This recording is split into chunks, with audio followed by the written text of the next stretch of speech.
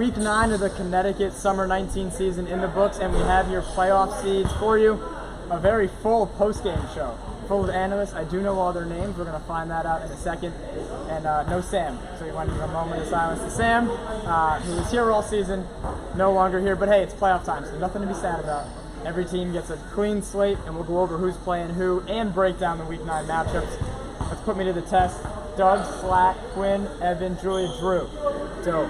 I know my own name. I'm Joey. This is great. All right, so we have our top seed Run TMC and second seed Flint Tropics. Two teams did not play tonight, Flint Tropics and Tropic City.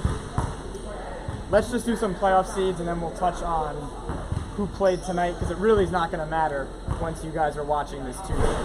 So TMC the 1, Flint Tropics the 2.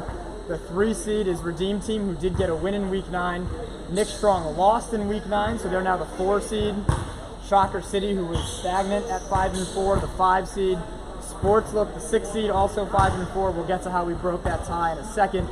Scott's Tots, a big win in Week 9. Yep. Down to the wire against Nick Strong, 4-5. Yep. Okay. Back to back. Drew is going to be our standings. Streaking in the right direction is all I gotta say. So Scott's Tots 7, Toon Squad 8. They will take on the Silly Senders, the 9 seed, and Bricklayers, the 10 seed. So there's your seeds. I nailed it off of memory. Love it. Perfect. I've done this once or twice or 100 times. Let's start with Nick Strong and Scott's Tots in Week 9.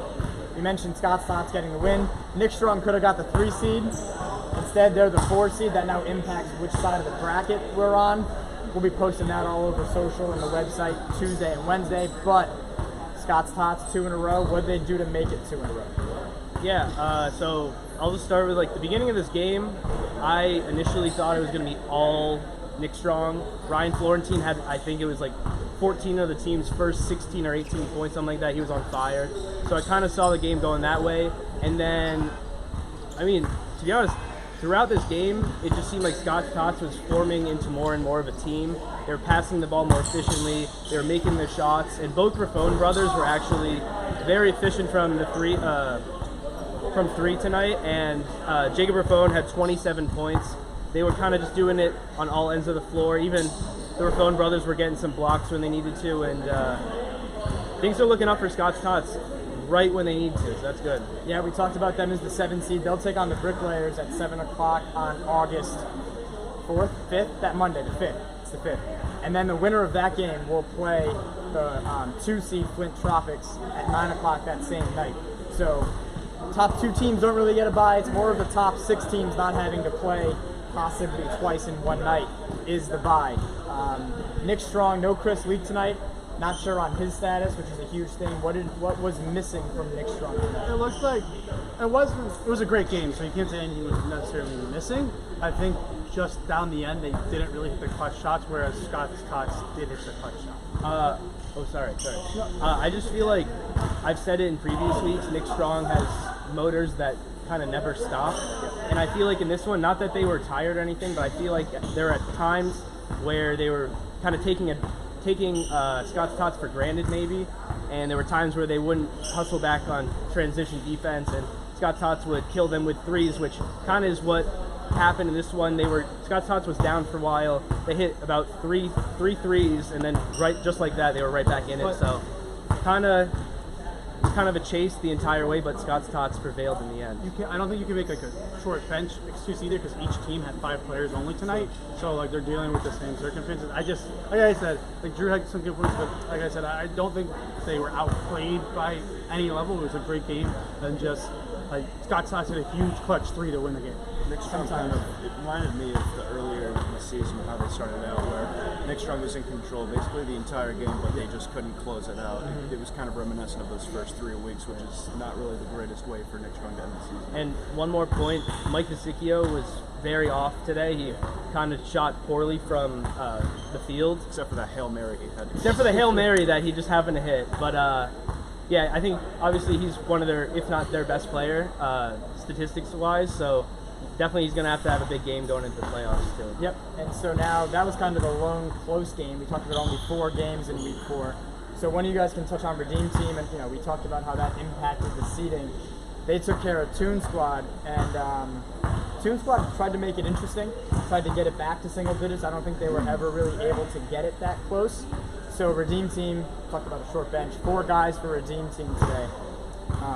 One of you guys quick on them. I want to do playoff previews more than Week 9 stuff, but what did Redeem Team do in Week 9? Yeah, I mean, Melquan is just so hard to guard, and I think that's really Toon Squad's problem is on the other side of the ball. They have great offensive power, but they're really lacking in defense, and I think that's what Redeem Team took advantage of today. Yep, and then Sportslook and Silly Senders. So Silly Senders tried to make that one close. Yeah. Sportslook able to get the win. They enter 4-4. They knew they would need a win to kind of be in this tiebreaker for a 4, 5, or 6 seed. They do get the win. That one was single digits in the second half.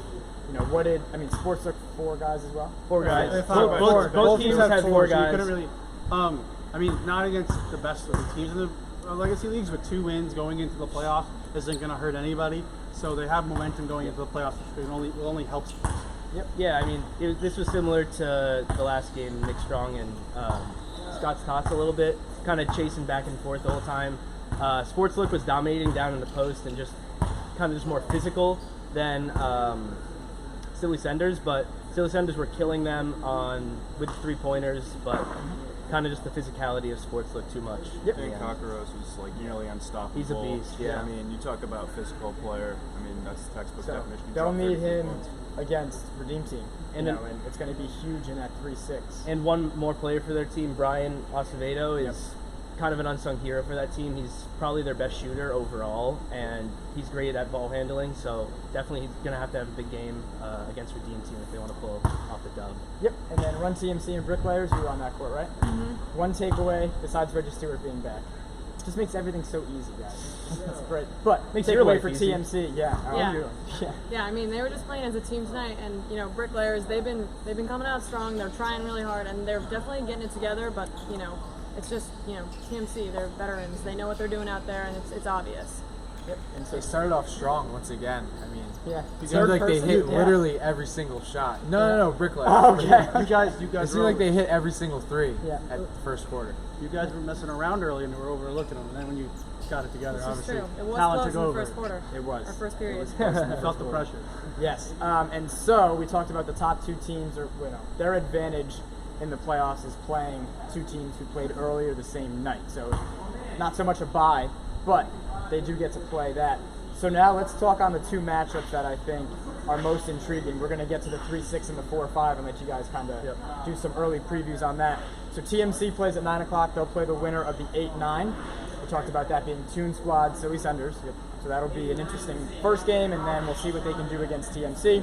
Flint Tropics take on the winner of Scott's Tots Bricklayers, so that can be an interesting matchup depending on what Scott's Tots has left, possibly in the tank if they beat the Bricklayers. Just to say something real quick about Scott's Tots and Tropics, they had some bad blood at the end of the first game, so that would be a very interesting matchup if they meet again. That's it. I mean, you're just throwing the Bricklayers out like that. That's why I didn't want to do that. All right, so the 3-6 and the 4-5. I said it. We have Redeem Rude, Team, Doug. Redeem Team and Sportslook, and then Shocker City, Nick Strong in both of those matchups. So you can kind of go down the line, focusing on those 2. Those will both be at 8 o'clock on Monday, August 5th, right here at InSports. Kind of your first impressions on, pick a matchup and your first impression on one you want to talk about. You have one ready? Yeah, All right, for pick Nick, one. Nick Yep. Strong, Shocker City. Yep. Talk about an unfortunate matchups for Nick Strong. You one of the hottest teams going into this week.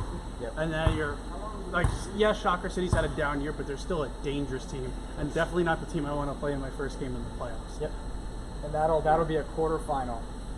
So 2 great teams, and we'll see how Shocker City responds. And then the other matchup, I mean, it's all going to be about bench. I mean, Yeah. those are 2 teams we've seen carry out 4 guys. So honestly, whoever has the bigger bench in that game, I could really see, because that's going to be a physical, hard game. Yeah. And not to steal anybody's thunder before we get to you, but Redeem Team and Sportslook went in overtime last time. And that was the game with was he out of bounds, was he not? Marconi half-court heave, 3 seconds left. Like, a whole bunch of stuff happened in that game, whether it was week 6, week 7. So the last time those 2 teams played, Should be another physical game. battle and a ton of stuff, yeah. Yeah, I just think Shocker's going to be ready to go and really want this one. I know on Twitter they've really wanted to go back-to-back again. So I know they're going to be ready to play come Monday. For sure. Yeah, go back on that Twitter thing. There's a lot when they're not chirping on the court, they're chirping online. So they're all going to show up. They're all going to be ready to go. I think that's going to be the tighter one. Shocker, Nick Strong. So Nick Strong won by 4. I checked to make sure with the tiebreakers. and then we'll go. I'll end with the tiebreaker, silly stuff. But one more thing about Shocker, it will hurt them not having David Armstrong. yeah, He's one of the defensive players of the year candidates. It's going to really hurt not having him. especially against Nick Strong, a bigger team that likes to use their size. Yeah, just talking. Yeah, talking about Nick Strong and Shocker City. I mean, those are teams that are both very passionate. It's gonna be a good game. Everyone's gonna be fired up, so it's gonna be all about upsets. Yep. I mean, I wanted to talk about Nick Strong and Shocker, but it seems like everyone else is talking about it. All right, whatever. I'll talk about it too. I think going into this one, Shocker City may take Nick Strong a little for granted, considering one, they've been there, done that. They've won championships before. They have the players to get it done. They could go in there thinking, well, this is just easy. We're waiting for the championship now. And Nick Strong, I feel, could surprise them. I think Shocker City, although a very talented team, has not been as well-rounded as they have in previous years. Carmine Santarelli had 2 points last week against Flint Tropics. He's been a little off. The mojo kind of on the team has been off. I would not be surprised if Nick Strong pulled up an upset. What do you call it, an upset, though? They already beat him once this year. I don't know. No, Shocker beat Nick Strong, but it was 4. It was when they were battling all those players. I think since everyone has been so high on Shocker City all year, thinking, oh, they'll turn around now, this is the time, maybe it's too late. And I'll then say this, Carmine Santarelli has to show up, because that doubleheader, he needs to, I think he's going to be putting in a lot of work up until then. I think the X factor for Shocker City is going to end up being Jason Hernandez, because once he actually gets hot from 3, he gets kind of unstoppable, it's kind of game over. Also, having a week off might be a benefit to them too. Just getting fresh, getting the legs. Or the opposite. Well, or the opposite. Yeah, no, definitely. We'll see. Rust versus rust. Yeah, even more so for the teams that didn't play, like Flint Tropics. Yep. And so we're going to be previewing all those matchups with individual articles throughout the week, and then you guys will be making some game picks before. We might bring back the pregame show, which you guys haven't experienced, but it used to be a way for everyone to make fun of you guys. Make your picks, and then you would be here and be wrong, and they would get to, you guys motivate some of the players. So we'll see about bringing that back for the playoffs, but we are 1 week away. This time next week, well, an hour and 1 week from playoff season. We will be down to 4 teams. So that's how fast this is going to go. We're going to go through that first round and quarterfinals.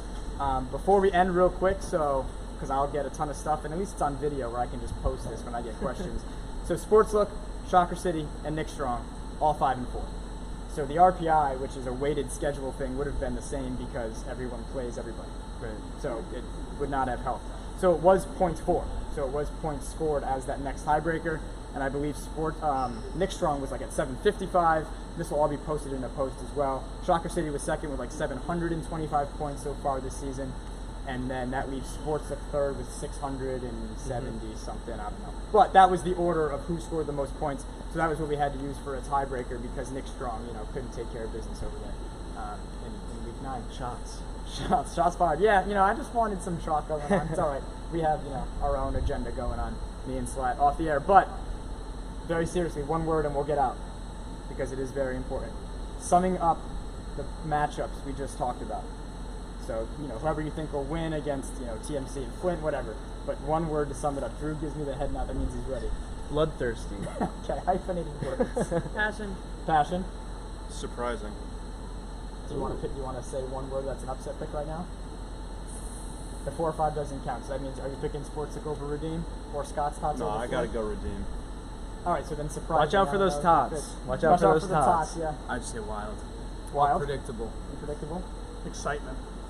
All right, they did one word. They're getting so good at this on the spot stuff that I make them do. At least I know their names. Unlike Greg. Unlike Greg. Stay tuned for the Weekly Rebound podcast, those playoff previews, and as always, top plays. We'll be back next week with the playoffs. Thanks for watching.